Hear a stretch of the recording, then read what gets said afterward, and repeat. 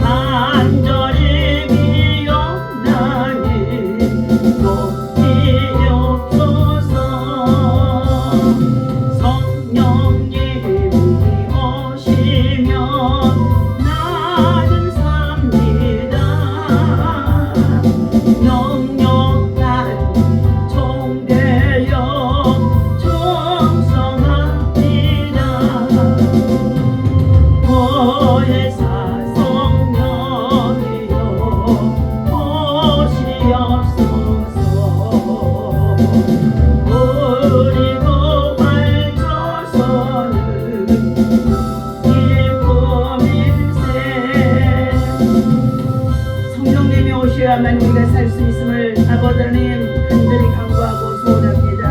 오순절에 임하신 성령님이여 오늘 시간 이 새벽에 우리에게 오시옵소서. 충만하게 내리시옵소서. 유한 기름으로 오시옵소서. 가문대의 단비로 오시옵소서. 열렬한 등으로 오시옵소서. 활활 분명 불러 쏘시옵소서. 성령이 오시면 우리가 믿음으로 살 수 있습니다. 능력받는 종되어서 맡기는 사명 충성되이 감당하는 살아갈 수가 있습니다. 오순절 마가다락방에 마시는 성령이여 오늘 이 새벽에도 아버지 하나님여 주의 말씀을 사모하고 주의 분전에서 싸우니 주의 은혜로 주의 능력으로 주의 권세로 아버지의 성령 충만함으로 채워주옵소서. 예수님의 이름으로 간절히 기도합니다. 아멘. 오늘 주신 하나님의 말씀 요한계시록 우리 하나님 말씀 보시도록 하겠습니다. 요한계시록 10장 1절에서부터 6절까지입니다.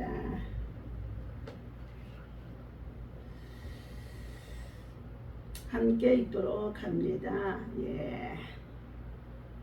내가 또 보니 힘센 다른 천사가 구름을 입고 하늘에서 내려오는데 그 머리 위에 무지개가 있고 그 얼굴은 해 같고 그 발은 불기둥 같으며 그 손에는 펴 놓인 작은 두루마기를 들고 그 오른발은 바다를 밟고 왼발은 땅을 밟고 사자가 부르짖는 것 같이 큰 소리로 외치니 그가 외칠 때에 7 우레가 큰 소리를 내어 말하더라.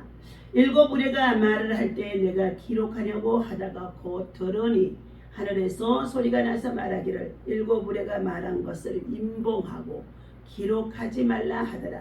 내가 본 바 바다와 땅을 밟고 서 있는 천사가 하늘을 향하여 오른손을 들고 세세토록 살아계신 이 곧 하늘과 그 가운데 있는 물건이며 땅과 그 가운데 있는 물건이며 바다와 그 가운데 있는 물건을 창조하신 이를 가리켜 맹세하여 이르되 지체하지 아니하리라. 아멘. 할렐루야. 이 아침에도 주님의 이름으로 예비하며 나오는 저와 여러분들에게 하나님의 은혜와 사랑과 평강이 충만하시기를 예수님의 이름으로 축원합니다. 오늘 주신 말씀은 지체하지 않으시는 하나님이라는 말씀으로 함께 은혜를 나누고자 합니다. 자, 7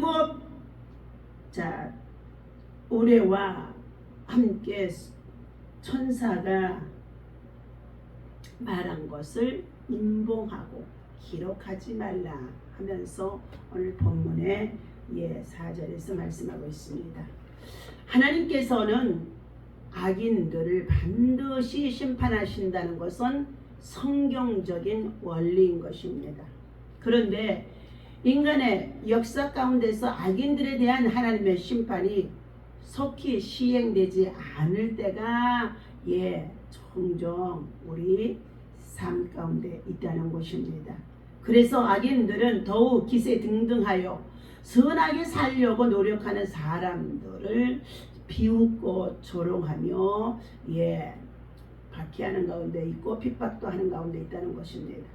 많은 사람들은 선을 행하기를 포기하고 이전에 자신이 비난했던 악인들과 같은 행동으로 빠져드는 사람들이 이 마지막 때 많이 있어짐을 볼 수 있습니다. 그러다가 보니 온 나라가 악인들로 가득 차게 되어지기도 합니다. 자, 오늘 하나님께서 하박국의 2장 우리 1절에서 3절까지의 말씀을 다시 한번 찾아서 읽어 보도록 하겠습니다. 예.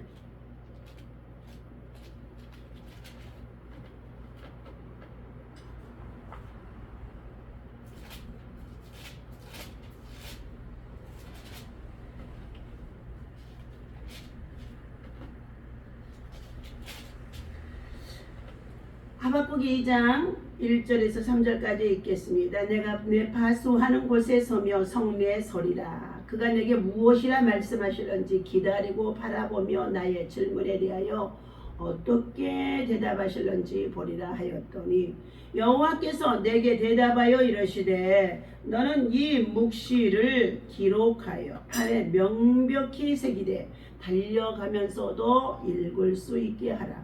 이 묵시는 정한 때가 있나니 그 종말이 속히 이르겠고 결코 거짓되지 아니하리라. 비록 더딜지라도 기다리라. 지체되지 않고 반드시 응하리라. 자, 하나님의 묵시. 네, 하박국이 하나님께 받은 이 매우 중요한 내용은 하나님의 말씀을 어떻게 해요? 기다렸다는 것입니다. 왜 그랬을까요? 예. 1장 2절에 보니까 여호와의 내가 부르짖어도 주께서 듣지 아니하시고 어느 때까지입니까? 내가 강포로 말미암아 외쳐도 주께서 구원하지 아니하시는 가운데 있습니까? 어찌하여 나로 죄악을 보게 하시며 폐역으로 눈으로 보게 하시며 겁탈과 강포가 내 앞에 그가 사랑하는 시대에 자 많이 있어지고 더 나아가서 악인들의 득세하여서 변론과 분쟁이 일어나는 가운데 있는데 이것을 가지고 하나님 앞에 하박국의 선지자가 하나님 앞에 기도하는데 왜 하나님께서 그의 기도를 들어주지 아니하십니까? 방관만 하고 계십니까? 하면서 어찌하여서 거짓된 자들 위선자들을 심판하지 아니하십니까? 악인들을 향하여서 어찌하여 잠잠하시나이까 하며 간구하는 기도의 내용이라고도 볼 수 있습니다. 그런데 하나님께서는 하박국의 2장의 오늘 1절에서부터 3절까지 3절의 말씀이죠. 이 묵시는 정한 때가 있나니 그 종말에 속히 이르겠고 결코 거짓되지 아니하리라. 비록 더딜지라도 기다리라. 지체되지 않고 반드시 응하리라. 반드시 이 말이라는 것입니다. 하나님의 말씀을 기다리며 기도하는 하나님의 백성들이 되어야 할 줄로 믿습니다. 자, 그만큼 그 시대의 거짓과 이설으로 노력한 자들에게는 하나님이 그들을 또한 심판하실 때 노력을 당할 수밖에 없게 하신다는 말씀인 것입니다. 자, 첫 번째 하나님은 성도들을 위해 심판의 기간을 단축하기도 하신다는 것입니다. 예수님께서 마지막 날에 있게 될 심판에 대해서 말씀하시면서 마태복음의 24장 22절에 말씀하시기를 그날들을 감하지 아니할 것이면 모든 육체가 구원을 얻지 못할 것이나 그러나 택하신 자들을 위하여서 그날들을 감하시리라. 아멘. 구원받고 영원한 생명을 얻어 영원의 때를 준비하고 믿음으로 살아가는 자들이 세상에 살아가는 날 동안에 불의와 불법 그리고 간악 정말로 죄악, 겁탈과 그리고 강포가 가득한 세상 속에 함께 살아가면서 겪게 되어지는 이 고통들을 때로는 믿음을 지키고자 했을 때에 노력질을 당할 수밖에 없다고 한다 할지라도 하나님께서는 예수님을 통하여 주신 말들과 같이 반드시 심판의 때가 악인들을 심판하실 때가 이 말이라는 것입니다. 그런 악인들의 심판의 때가 임하게 되어지면 하나님께서 믿음으로 살았던 자들에게 그날들을 그 환난 속에서 감하여 주시겠다는 것입니다. 건져주시고 보호하시고 또한 참으로 위로해 주시겠다는 것입니다. 이는 하나님께서 심판을 행하실 때에 성도들을 위해 사랑을 나타내시겠다는 것을 의미한 것입니다. 하나님께서 공의로만 심판을 행하시면 어떤 인간도 구원을 얻을 수 없으나 공의를 시행하시는 가운데서도 사랑을 유지하고 계시기 때문에 택하신 자들이 구원을 받을 수 있는 기회들이 때로는 있다는 것입니다. 심판이 시작되어 모든 사람들이 환난을 당하고 있을 때 그들과 함께 성도들까지 멸망에 이른다면 이는 하나님의 속성에서 위배가 되어줄 수 있습니다. 여리고성이 이스라엘 백성들에게 의해 멸망을 당할 때에 하나님을 믿고 정탐꾼들에게 호의를 베풀었던 여호수아서에 나오는 기생 라합은 어떻게 해요? 구원을 받게 되어진 사건이 있습니다. 소돔과 고모라 성이 멸망할 때에도 하나님은 아브라함의 기도를 생각하사 그의 조카 롯과 그의 가족들을 그 성에서 구해내시는 가운데 있습니다. 이와 같이 하나님께서는 하나님의 자녀가 악인들과 함께 멸망당하는 것을 원치 아니하신다는 것입니다. 예수님께서 승천하신 후 지금까지 하나님의 대심판은 지연되어 온 것처럼 보여집니다. 오늘날에는 많은 사람들이 대심판을 어떻게 해요? 부인하기도 한다는 것입니다. 그러나 심판의 때가 반드시 이를 것임을 믿는 성도는 그날에 구원을 받을 것을 확신하시기를 바랍니다. 오래 참고 인내하는 자 마침내 구원을 받을 수가 있게 되어지는 줄로 믿습니다. 두 번째, 하나님은 자신의 약속을 속히 이루어 주실 것을 말씀해 주고 있습니다. 하박국 선지자는 여호와여 내가 부르짖어도 주께서 듣지 아니하시며 어느 때까지 하겠나이까 하고 내가 강포를 인하여 외쳐도 주께서 구원치 아니하시면 어찌하여서 나로 이 간악을 보게 하시며 그 폐역을 목도하며 살아가게 하시나이까. 대저 겁탈과 강포가 내 앞에 있고 변론과 분쟁이 일어났나이다. 이러므로 율법이 해이하고 공의가 아주 시행되지 못하오니 이는 악인이 의인을 애워싸므로 공의가 굽게 행하여 졌나이다. 하박국의 이 1장의 2절에서의 4절까지의 말씀입니다. 그러면서 그는 항변하면서 하나님의 응답을 기다렸던 것입니다. 이때에 하나님은 그에게 묵시를 보이면서 2장이죠. 비록 더딜지라도 기다리라. 반드시 지체되지 않고 응하리라고 2장의 3절에서 말씀해주고 있습니다. 하나님께서는 말씀하신 바를 반드시 이루시는 분이신 것을 믿으시기를 바랍니다.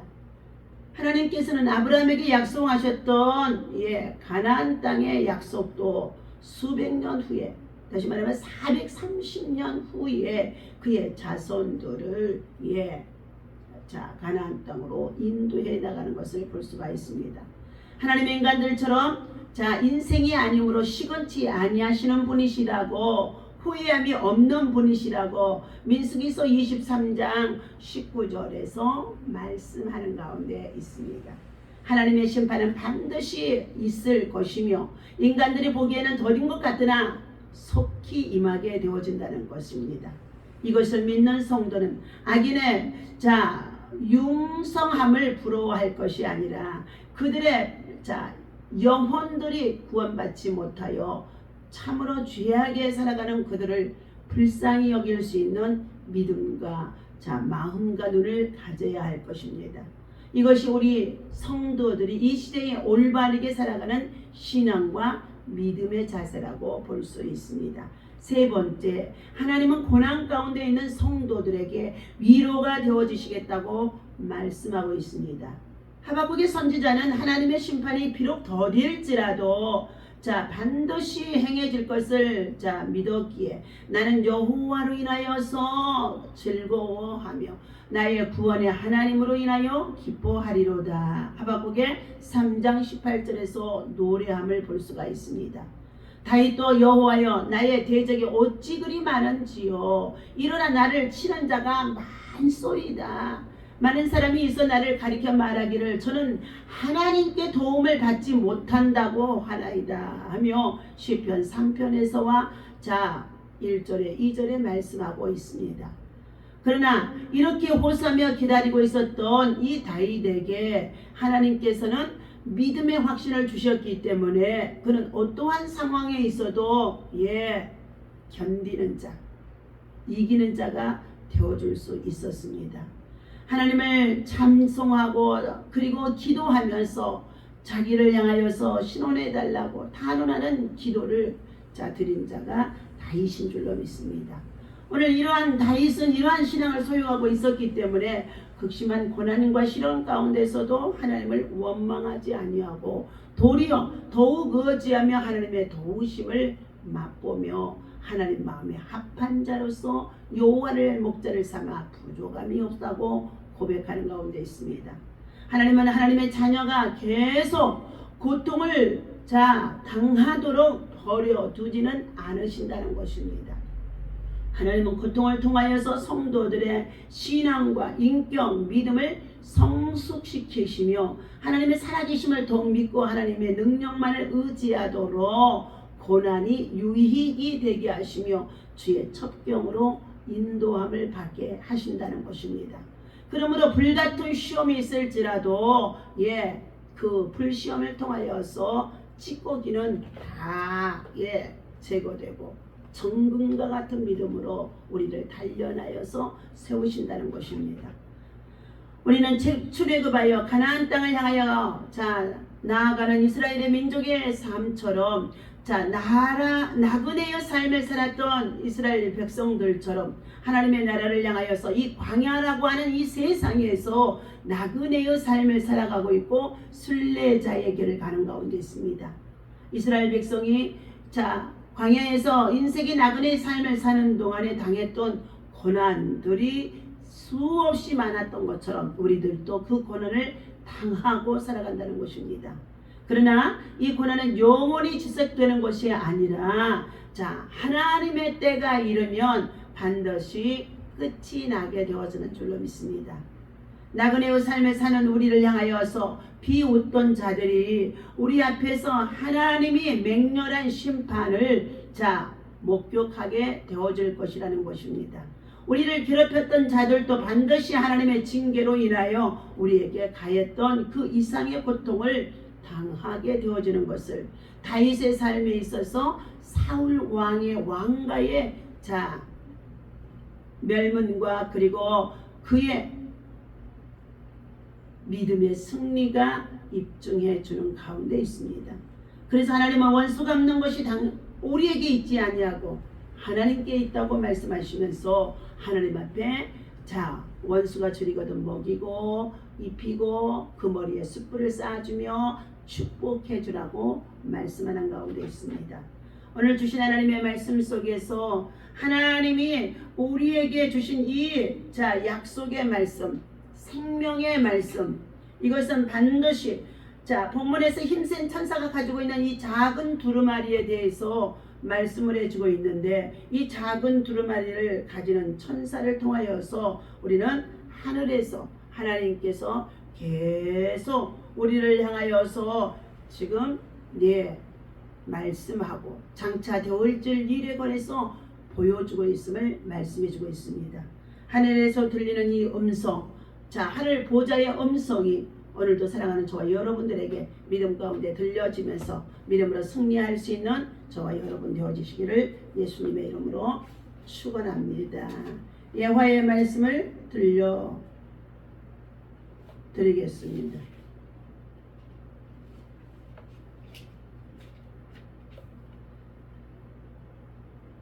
진리를 외면하는 자, 약 4,000년 전 에게 연하의 트로이라는 도시 국가가 있었습니다. 이 나라에는 견고하게 쌓은 성벽이 있어서 그 어느 나라도 감히 넘보지 못했다는 것입니다. 그런데 그리스 연합군이 쳐들어와 커다란 전쟁이 시작되어진 것입니다. 트로이의 왕자가 스파르타의 왕비이며 세계 제1의 미녀인 헬레네의 납치하여 자기 아내로 삼은 사건이 트로이 전쟁의 도화선이 되어졌다는 것입니다. 당대 영웅들과 수많은 군병들이 연합군을 조직하여 트로이를 향해 돌진합니다. 그들은 아주 쉽게 이성을 함락시킬 수 있으리라 생각했었는데 무려 9년의 세월이 흘러도 끄떡하지 않았다는 것입니다. 그러자 연합군들의 불평분만은 고조되어 갔고 장비들과 식량도 점점 떨어져 가고 있었다는 것입니다.